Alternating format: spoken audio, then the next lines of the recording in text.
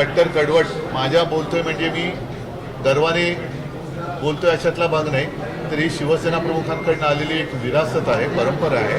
त्याच्यामुळे मी माझ्या म्हणतोय शिवसैनिकांना भेटण्यासाठी आणि त्याच बरोबरीने इथल्या ज्या मतदारांनी केवळ आणि केवळ शिवसेनेवरती शिवसेना प्रमुखांचा चेहरा बघून आणि मशाल बघून आम्ही जो उमेदवार दिला त्याला त्याचं काही पार्श्वभूमी किंवा इतर काही न बघता निवडून दिलं, त्या सर्व मतदारांची आणि शिवसैनिकांची मी माफी मागायला किंवा क्षमा मागण्यासाठी महाराष्ट्रामध्ये फिरणार आहे.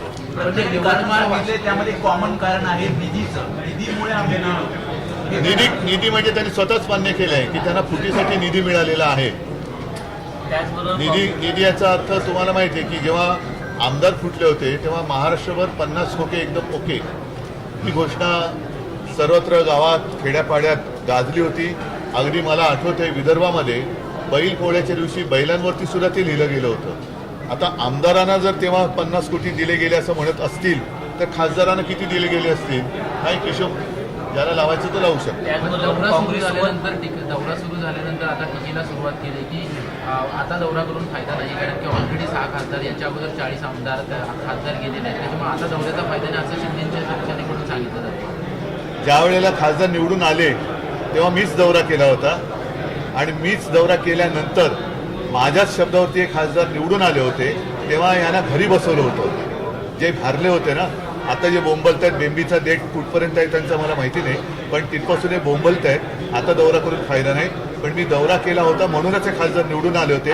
आणि आता तुम्ही म्हणजे शेतकरी, आता मला शेतकरी संघटनेचे लोक वरती भेटले, त्याने एक निवेदन दिलं, पीक विम्याचा पत्ता नाही, हमीभाव मिळतो की नाही माहीत नाही. म्हणजे शेतकऱ्याला त्याच्या मालाला हमीभाव नाही आहे, पण आमच्या भरोश्यावरती जे निवडून आलेले खासदार आहेत त्यांना मात्र भरघोस हमीभाव मिळाला आहे.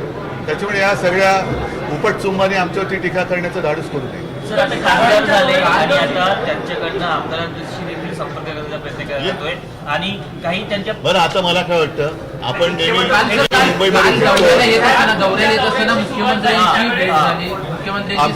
आमची आणि मुख्यमंत्र्यांची विमानामध्ये उच्चस्तरीय चर्चा झाली.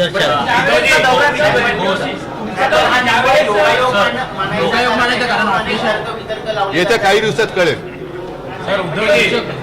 येत्या आमच्या कालच्या बैठकीचा वृत्तांत किंवा जे काही ठरलं ते येत्या काही दिवसात कळेल. मुंबईच्या शेजारच्या जिल्ह्यात धक्का लागला. चला, मला वाटतं आपण सगळे नेहमीचे आहोत. धन्यवाद.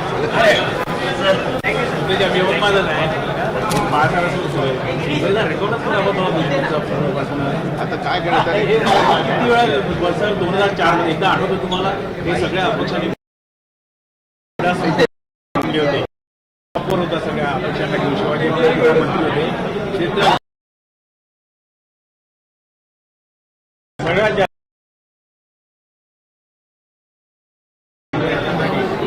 दोघांना म्हणजे